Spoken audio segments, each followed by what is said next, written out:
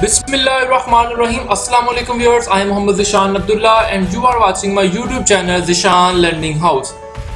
Dear students, आज की video lecture बहुत ही ज़्यादा इंटरेस्टिंग होने वाला है क्योंकि आज हम समझने जा रहे हैं ग्रीन हाउस इफेक्ट को।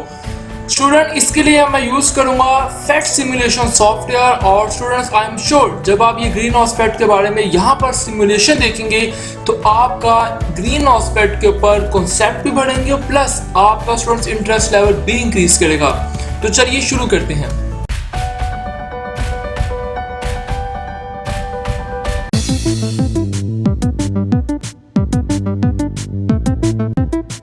की इंफॉर्मेटिव वीडियोस हासिल करने के लिए हमारे चैनल ज़िशान लर्निंग हाउस को सब्सक्राइब कर लें और साथ लगे घंटी के बटन को भी प्रेस कर दें।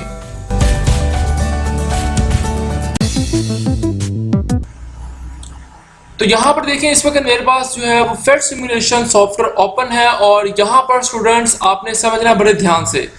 यहाँ पर देखिए जो ग्रीन कलर का आपको बॉटम में लाइन नजर आ रही है, ये जो ग्रीन कलर की आपको बॉटम में लाइन नजर आ रही है स्टूडेंट, ये है हमारी अर्थ। यहाँ पर हम शो कर रहे हैं इसको अर्थ के साथ। और ये जो हमारे पास ब्लू कलर का एरिया सारा, ये हमारी एटमॉस्फेयर है या हमारा ये जो स्काई है सारा। और यहाँ पर एक थर्मामीटर लगा हुआ है जो कि हमें टेम्परेचर इंडिकेट करता है। और स्टूडेंट्स यहाँ पर देखें जो आपको येलो कलर के जो नीचे आते हुए फोटोन नजर आ रहे हैं, येलो कलर के पैकेट्स नजर आ रहे हैं, ये बेसिकली विजिबल लाइट है जो कि सूरज से आ रही है जमीन तक। अब स्टूडेंट्स यहाँ पर जो येलो कलर के पैकेट्स आपको नजर आ रहे हैं, इसे हम फोटोन भी कहते हैं, पैकेट्स ऑफ फोटोन भी कहते हैं। ये विजिबल लाइट है और ये सूरज से जमीन तक आ रही है। तो स्टूडेंट जैसे ही जमीन पर आती है तो जमीन से ये इंटरेक्ट होती है और यहाँ से जो है वो जमीन कुछ एनर्जी को, कुछ लाइट को अब्जॉर्ब कर लेती है। और जो इंफ्रारेड होती है, जिसे हम इंफ्रारेज लाइट भी कहते हैं, ये यहाँ से रिफ्लेक्ट बैक होकर वापस स्पेस में चली जाती है। तो यहाँ पर देखिए जो येलो कलर है ये सनलाइट फोटोन को शो कर रही है, यानी विजिबल लाइट को शो कर रही है। और जो इंफ्रा फोटोन है ये यहाँ पर रेड कलर में इंडिकेट हो रहे हैं। यानी इन शॉर्ट सिंपली अगर मैं आपको बताना चाहूँ तो येलो कलर सूरज की रोशनी है जो जमीन पर आकर टकराती है और जमीन उस रोशनी को इंफ्रारेड के अंदर कन्वर्ट करती है, यानी हीट की फॉर्म में कन्वर्ट करती है और वो हीट दोबारा स्पेस में चली जाती है। यहाँ तक तो बात होगी हमारी क्लियर। सो देखें जितने फोटोन्स आ रहे हैं विजिबल लाइट जमीन उसको हीट में कन्वर्ट करके, इंफ्रारेज में कन्वर्ट करके तकरीबन उतने ही वापस जा रहे हैं। इसीलिए हमारी जमीन का जो टेम्परेचर है वो भी इंक्रीज नहीं कर रहा है। देखिए -19 डिग्री सेंटीग्रेड बहुत कम है। ओके, अब स्टूडेंट्स अगर मैं किसी तरीके से यहाँ पर एक लेयर बना दूं और उस लेयर की वजह से स्टूडेंट देखिएगा क्या फ़र्क पड़ता है। सो यहाँ पर देखिएगा मैंने यहाँ पर एक ग्लास की एक लेयर बना दी। तो स्टूडेंट देखिएगा जैसे मैंने ग्लास की लेयर बनाई तो आपको यहाँ पर टेम्परेचर बढ़ता हुआ इंडिकेट हो रहा है। अब अगर मैं एक और लेयर बनाता हूँ यहाँ पर तो देखिएगा टेम्परेचर मज़ीद ज़्यादा हो रहा है ज़मीन का। सिमिलरली अगर मैं एक और लेयर यहाँ पर ड्रा करने की कोशिश करता हूँ, देखिएगा ज़मीन का टेम्परेचर मज़ीद बढ़ गया। पहले माइनस में था इन लेयर से पहले, मगर आप देखेंगे कितना ज़्यादा इंक्रीज कर चुका है। दोबारा देखें इस चीज़ को, इस वक्त ज़मीन का टेम्परेचर देखिए लेयर्स ख़त्म की मैंने तो ज़मीन का टेम्परेचर कम हो रहा है, कम होता जा रहा है और देखिए माइनस में आ गया। सेम सिचुएशन है, उतने ही पार्टिकल नीचे आ रहे हैं, उतने ही वहाँ से रिफ्लेक्ट कर रहे हैं। लेकिन जैसे मैं यहाँ पर लेयर ड्रा करता हूँ, दोबारा देखिएगा तो देखिए ज़मीन का जो टेम्परेचर है वो आहिस्ता आहिस्ता इंक्रीज कर रहा है, बढ़ रहा है। अब स्टूडेंट इन लेयर्स ने क्या काम किया? जो इन लेयर्स ने काम किया हमारा green house effect, green house layers भी यही काम करती है। इन लेयर्स को हम बोलते हैं ग्रीन हाउस लेयर्स। अब स्टूडेंट्स इन लेयर्स ने कैसे ये काम किया, इन्होंने किस तरह से ज़मीन का टेम्परेचर को इंक्रीज किया, इस बात को समझिएगा। अब स्टूडेंट देखेंगे ये जो लेयर्स हैं, ये एक करता पहले।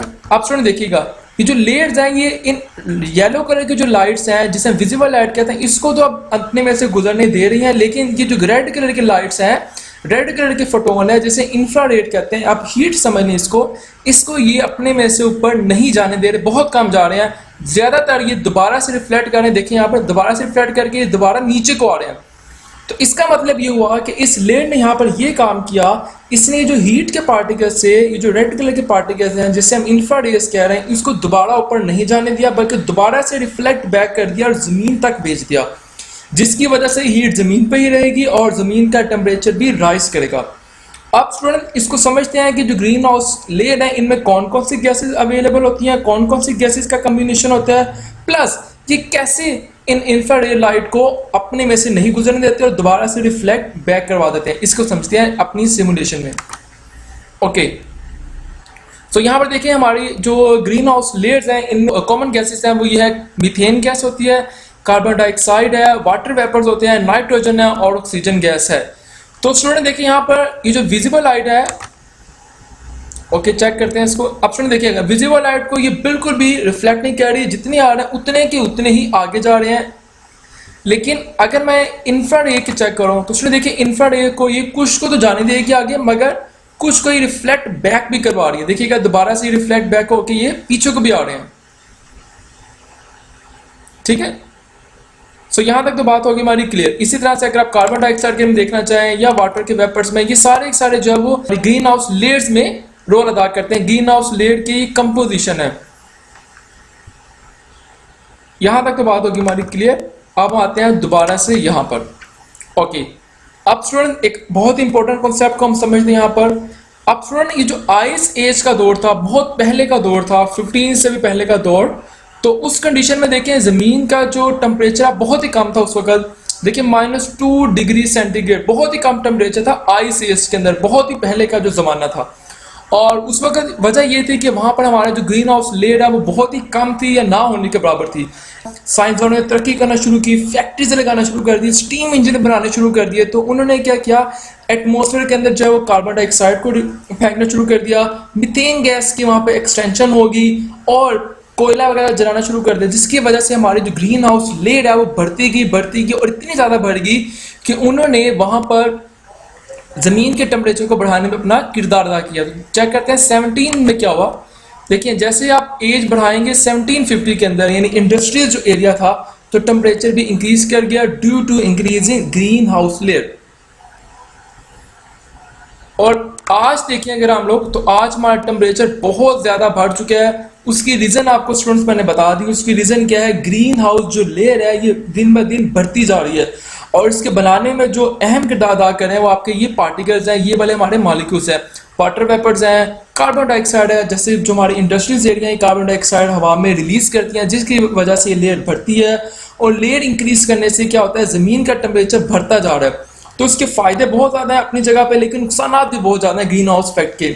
फायदे स्टूडेंट इसके ये हैं कि हमारा जो प्लांट्स है, पौधे वगैरह, इनमें जो फोटोसिंथेसिस का प्रोसेस होता है, ये भी हमें मालूम है कि जमीन ये भी सूरज की मदद से ही होता है, यानी रोशनी की मदद से ही होता है। तो ये इसके फायदे बहुत ज्यादा अपनी जगह, लेकिन नुकसान स्टूडेंट इसका यहाँ पर ये हो रहा है, इनका दिन ब दिन टेम्परेचर इतना ज्यादा बढ़ गया है कि वहां पर ग्लेशियर जो है वो पिघलना शुरू कर गए हैं, और जिसकी वजह से ग्लोबल वार्मिंग की भी प्रॉब्लम आ रही है। सो ये था हमारा ग्रीन हाउस इफेक्ट के बारे में सिमुलेशन।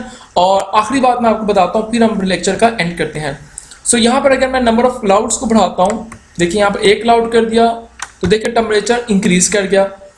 अगर मैं क्लाउड 2 करता हूँ तो टेम्परेचर पहले से भी ज्यादा बढ़ गया। उसकी रीजन ये है कि जो क्लाउड है बेसिकली वाटर वेपर्स होते हैं, तो वाटर वेपर्स भी ग्रीन हाउस लेयर में अपना रोल अदा करता है।